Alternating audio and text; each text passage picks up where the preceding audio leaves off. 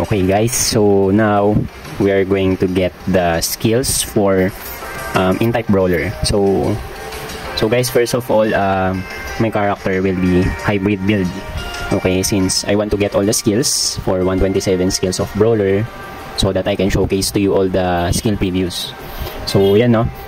As you can see, I already added POW type and Dex type. So just check my playlist on my YouTube channel so you can check what are the skills to get and not for building your POW or Dex type brawler.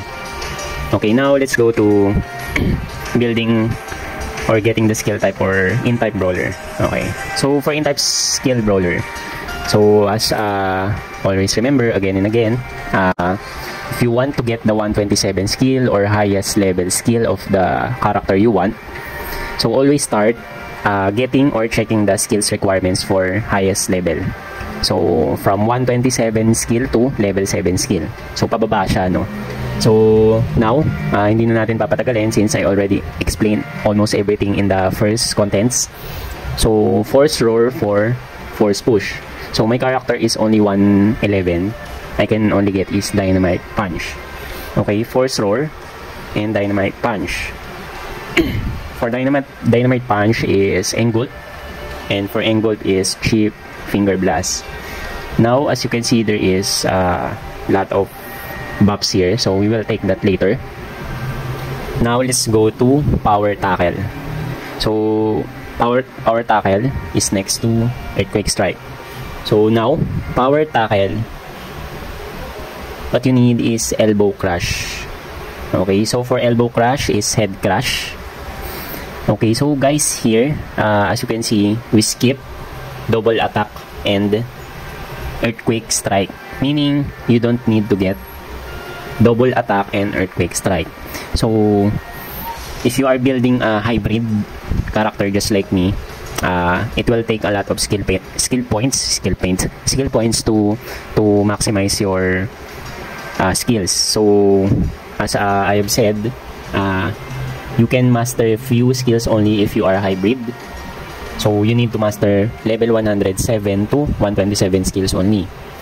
Also, Brawler has a lot of buffs, like they are Shaman.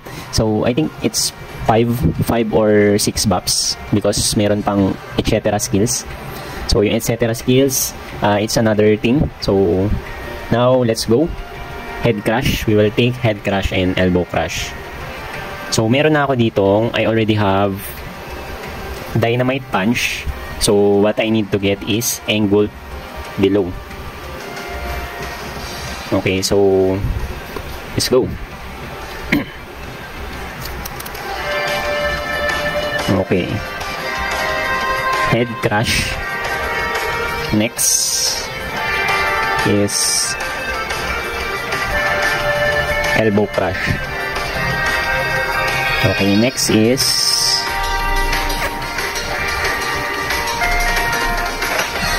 Spear 6. I don't need Earthquake Strike, so we will get the 7. Okay, the Power Tackle. Okay, so Power Tackle. Okay, Head Crush 1.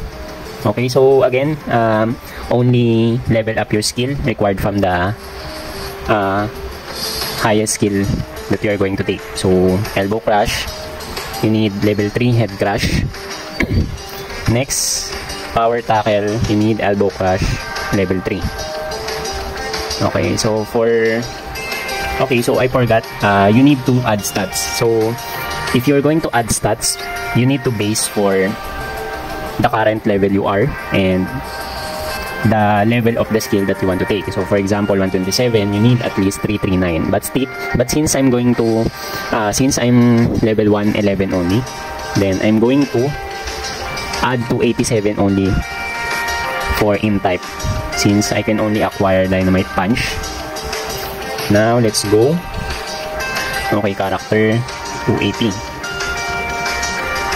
Okay, so I already told separate guide or advice for stats.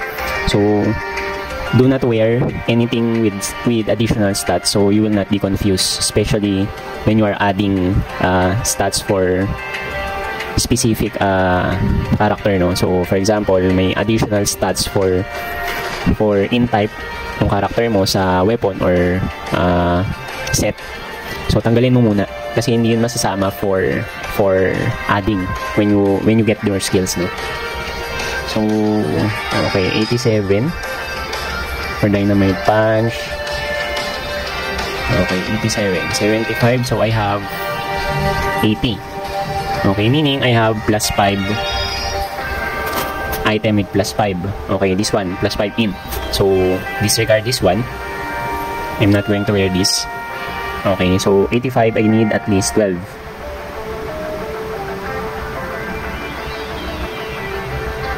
Okay, now that I have 287 here, I can acquire dynamite punch, but still need Engold. Okay, so for chip finger, power tackle level 3. Okay, for Engold is chip finger blast.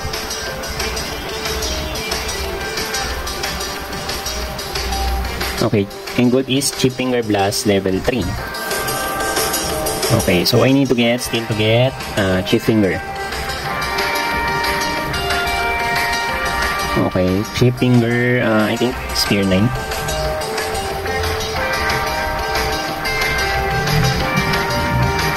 Okay, spear 9, chip finger. Okay, chip finger 3. 1. Okay, 3. 2, 3. Okay, now for Engold. Let's go. Engold. 9, 10. Okay, Engold. Okay, got it. Okay, so I have already dynamite punch ready and force roll in my inventory, so I don't need to get dynamite punch. Now Engold. So for dynamite punch, it requires 3 Engold, level 3 Engold. Okay, so dynamite punch. Now since we have 2 buffs here, we need to get these 2 buffs, power up and bloodlust. So these are the fifth buff for brawler.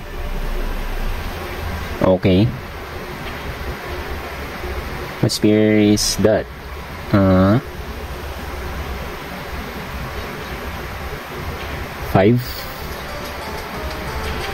Mali. Okay, I forgot what spear is that. 7.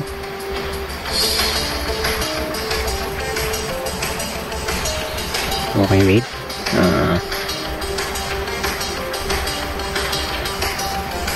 Where is the buff? Boy.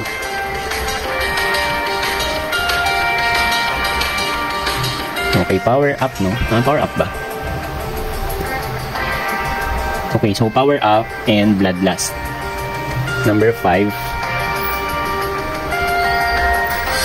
Power up.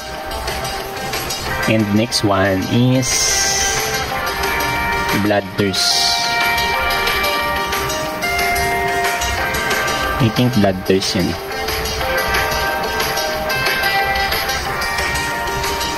So pang ilan yun? 5, 6. Ay, bloodlust pala, sorry. That's bloodlust. Okay, bloodlust. Okay, so guys, for the buff, always master the buff. Okay.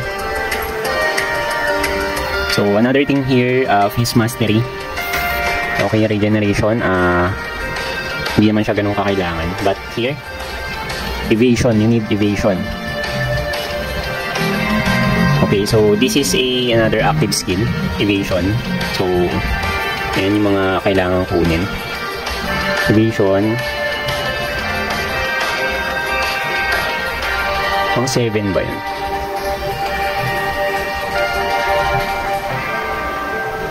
Okay, so never mind. Now that we have the skill for in type. Okay, POW. Okay, bloodlust. And power up. Okay, power up, bloodlust. And power up. So as you can see, 5 buffs yan, no? So far. From Dex Int Pao. Di ba para ka ng shaman? Now, for the skill. Okay, so we will remove this first.